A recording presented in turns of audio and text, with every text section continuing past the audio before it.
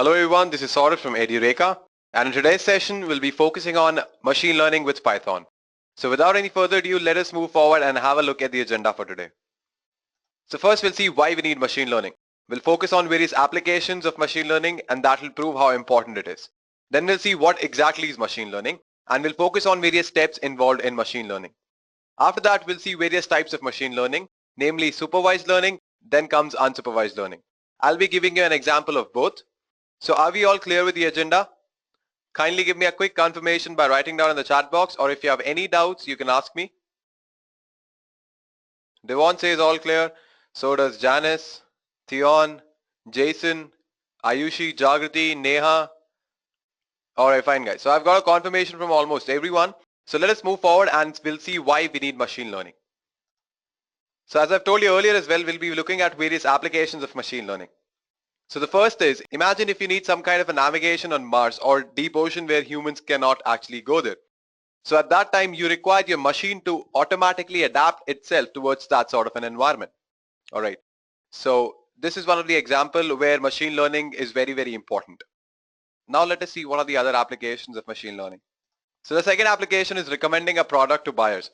So if you have noticed that when you visit Amazon or Flipkart, so based on your previous history of purchase as well as search list, they recommend you certain products. In this case, these are watches. So if a customer has actually purchased these many watches and he actually searched for these kind of watches as well, so with the help of machine learning, there'll be certain watches that will be recommended for you. So this is actually done by machine learning. Now let us see what are the other applications. So the third application is basically analyzing huge sensor data and then predicting the outcome.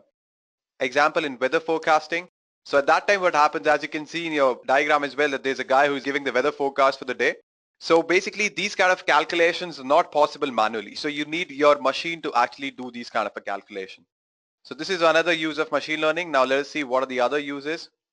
I have given you only 3 very common applications of machine learning, although there are many more applications of machine learning, but I just wanted to prove a point that how important machine learning is.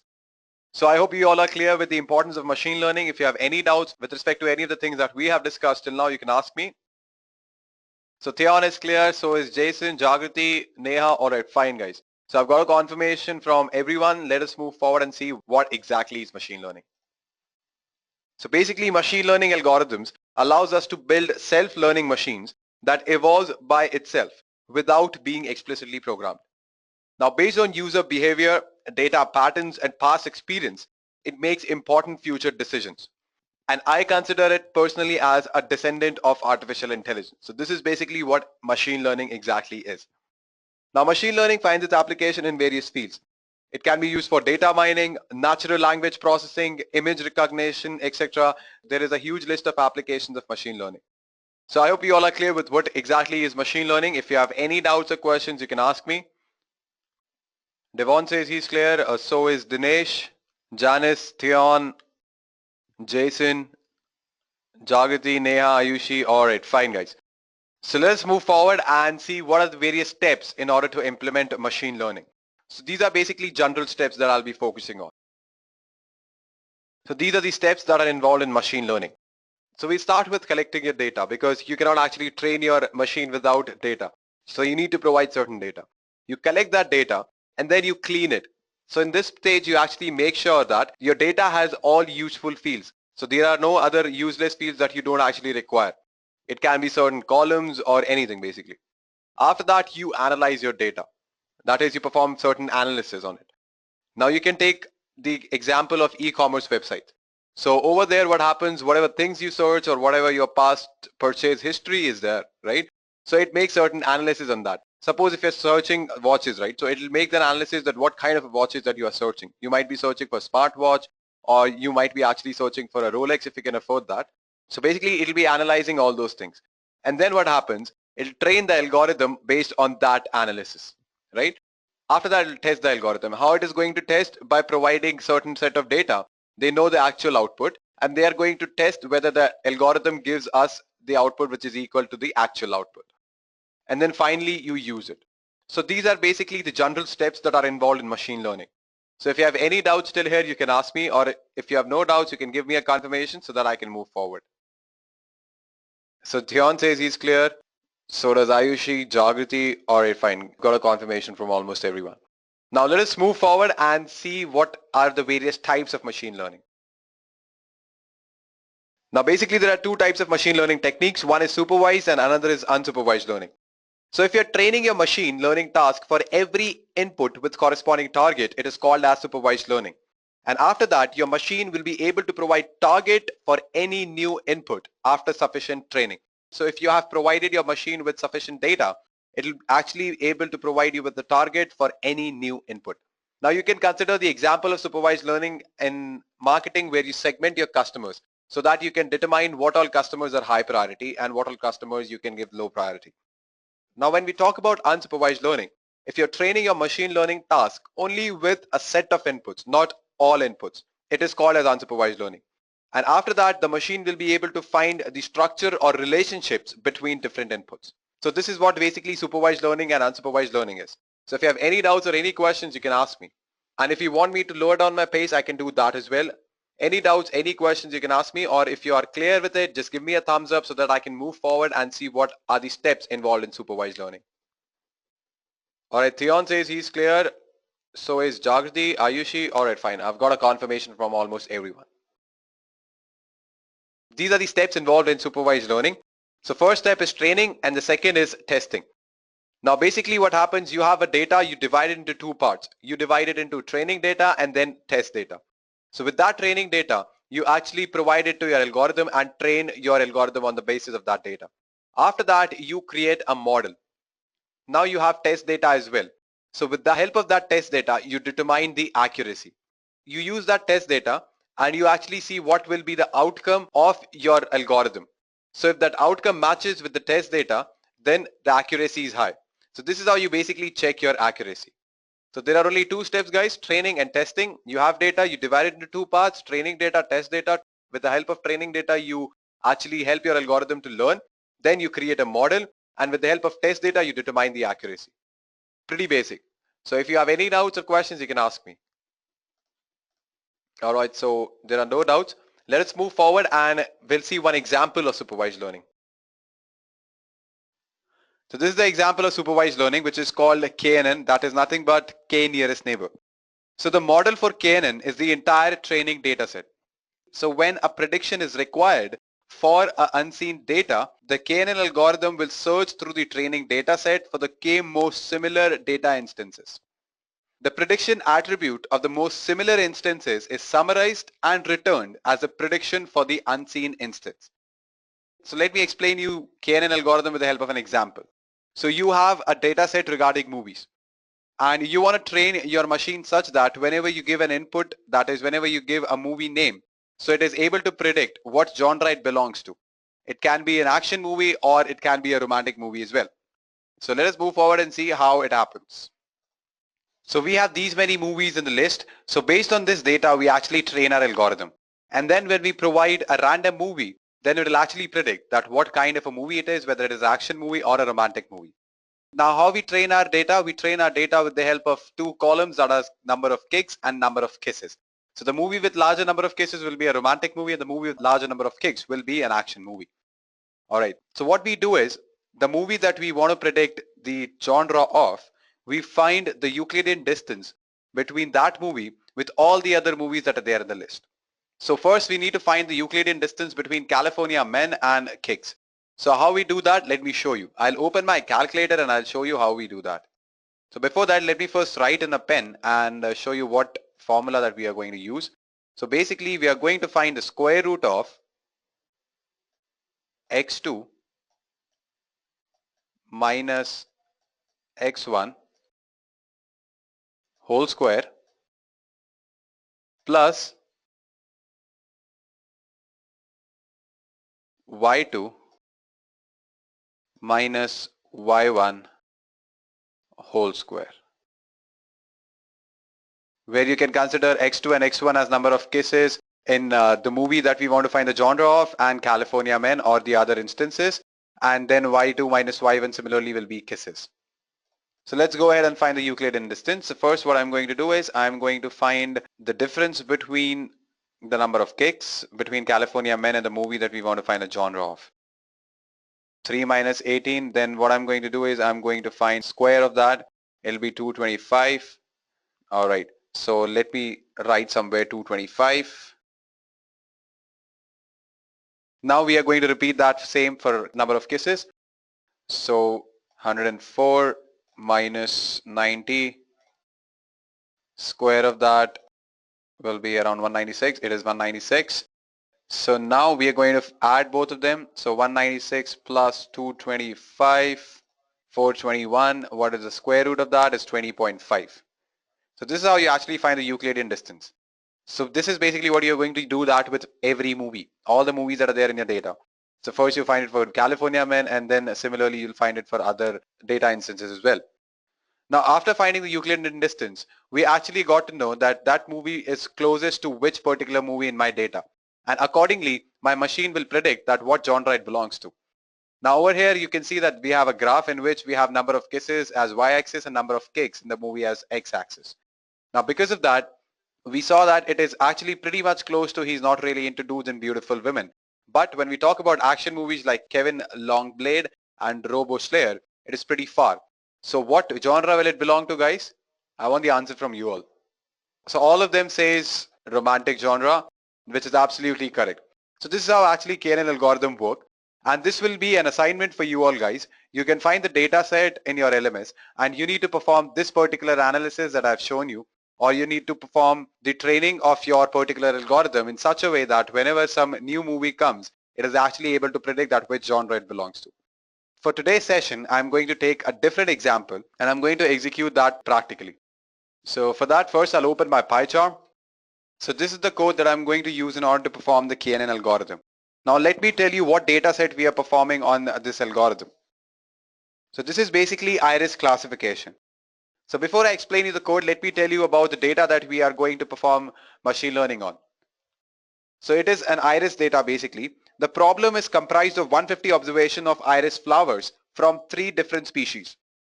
There are 4 measurements of given flowers: sepal length, sepal width, petal length and petal width, all in the same unit of centimeters. Now the predicted attribute is the species, like which species it is, which is one of Setosa, versicolor or virginica.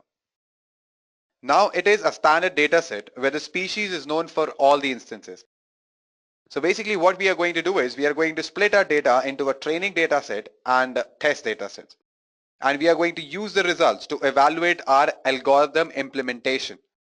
So a good classification accuracy on this problem is above 90% correct, typically 96% or better. All right. So now let me explain you the code. Over here I have actually divided the code into 6 parts. First is handle data, then comes similarity, neighbors, response, accuracy and main. So let me explain you one by one. So what happens in handle data? So the first thing we need to do is to load our data file, and my data file is present in the text format without a header line or any quotes.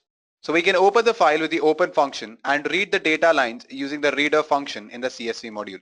After that, what I'm going to do, I'm going to split my data set into a training data set and into a test data set.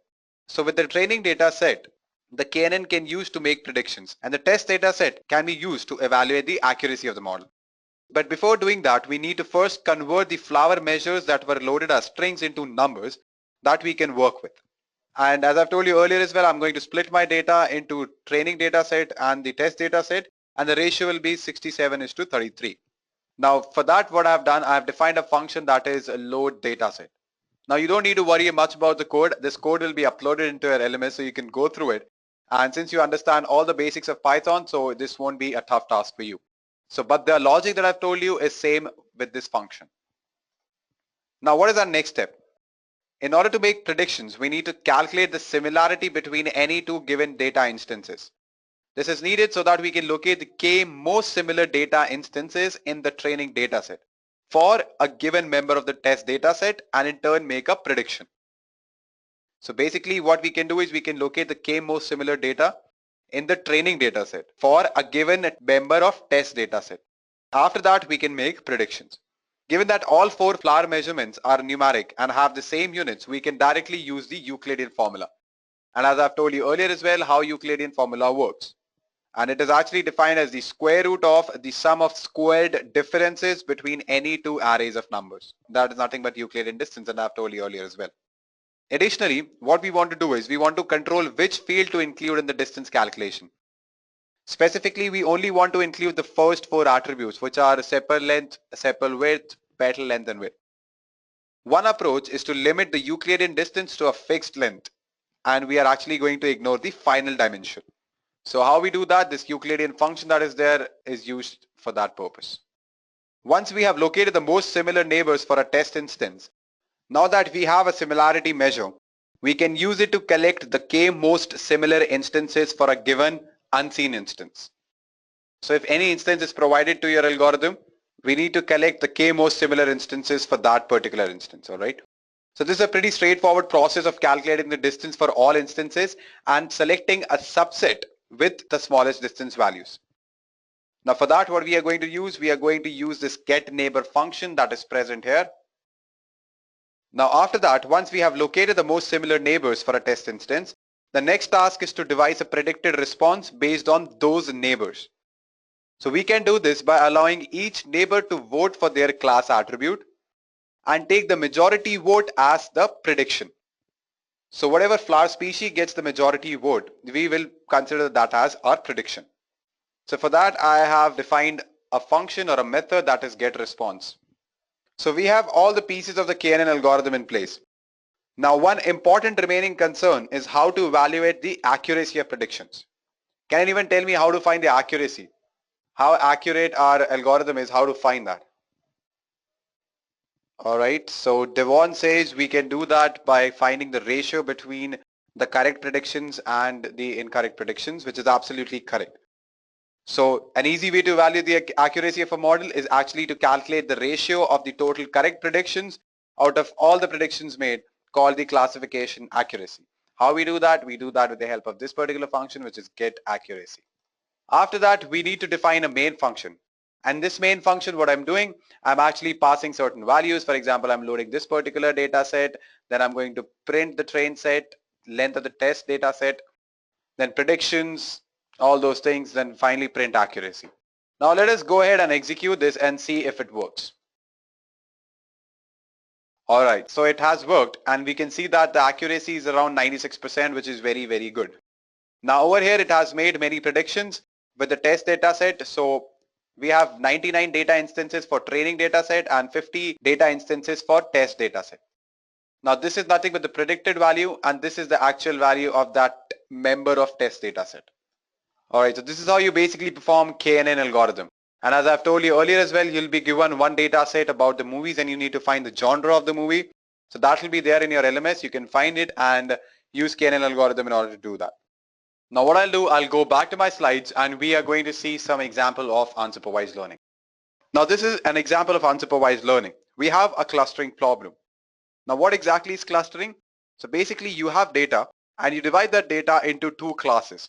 So your motto of dividing that data is to make sure that you have high intra-class similarity. That is, the members of one class should have very high similarity. That means they should be pretty much similar. And the other motto will be you should have a low inter-class similarity. That means the similarity between class 1 and class 2 for this instance should be very, very less. They should be very dissimilar. That's what clustering is all about. Now let us move forward. So this is just an example of clustering. Over here what happens, you have students and teachers. So now you divide them and you have one class of students and you have one class of teachers. This is basically what clustering is. Now let us see how to implement it. K-means clustering algorithm. So K-means is one of the simplest unsupervised learning algorithms that solve the very well-known clustering problem. We have discussed that in the previous slides. The procedure follows a simple and easy way to classify a given data set through a certain number of clusters. And in our case, we are going to assume K clusters. Now the main idea is to define K centers, one for each cluster. And these centers should be placed in a very smart way. And the best thing is to place them as much as possible far away from each other. Because we have seen that we need to form clusters which are very dissimilar to each other. Now let me explain you this algorithm with the help of flowchart that is there in front of your screen. Now you first decide the number of clusters as to how many clusters should be formed. Then you pick a centroid. You pick any random point as a centroid. Then you find the distance of each of the point with that of centroid. And then you form the groups based on the minimum distances. After that, you see whether the centroid has converged or not. If yes, then you end it over there. That means your clusters are formed. That means you have like cake clusters available with you, which are pretty much dissimilar to each other. And then if it is false, then it will again find new centroid and repeat the whole process. Now let me explain you this with the help of a pen. Now suppose you have some random points like this. All right. And you choose your centroid somewhere here, right? And you have one more centroid. So basically our k value is 2 and we are forming two clusters. Now what happens? You find the distance from the centroid to each point. You find all these distances for the centroid as well. And then you find the minimum distance, whether this point is closer to this centroid or this point is closer to this centroid. And on that basis, you form a cluster. So if this is the cluster for this centroid and this is the cluster for this centroid. Now what happens? You find the mean distance between the centroid and the point. So it'll be somewhere here. For it, it'll be somewhere here, here. And then again, you form one cluster. Similarly, you keep on repeating this process until your centroid converges. And when it has converged, that means you have formed your cluster successfully. This is how clustering algorithm works, guys. I hope I'm clear. Any doubts you have regarding how it works? Any questions? All right, so we have no questions right now. This is one example that I've given here. Now over here, we have actually formed two clusters. One have low income and high balance, and one cluster belongs to the class which have high income and low balance. So this is one cluster and this is one cluster. We are going to execute this k-means clustering algorithm practically in the next session. By this, we come to the end of today's session. If you have any questions or doubts, you can ask me. Any questions, guys? Janet says, amazing session. Thank you, Janet, for those kind words. Ayushi says, very informative. Thank you, Ayushi. Any questions, guys, you have? All right, so no questions. So what I'm going to do is I'm going to give you a quick recap of what all things we have discussed in today's session. So first we saw why we need machine learning. We saw various applications of machine learning. Then we understood what exactly is machine learning. And then we saw various types of machine learning, namely supervised and unsupervised learning. We focused on supervised learning and we saw how to implement KNN algorithm. Then we saw an example of unsupervised learning, that is clustering. For that, what algorithm we were using? We were using k-means. So this is what all things we have discussed in today's session. This video will be uploaded into your LMS so you can go through it. If you have any doubts, you can contact our 24/7 support team. Or else you can bring your doubt in the next class as well. Thank you and have a great day, guys. I hope you enjoyed listening to this video. Please be kind enough to like it, and you can comment any of your doubts and queries and we will reply to them at the earliest. Do look out for more videos in our playlist and subscribe to our Edureka channel to learn more. Happy learning!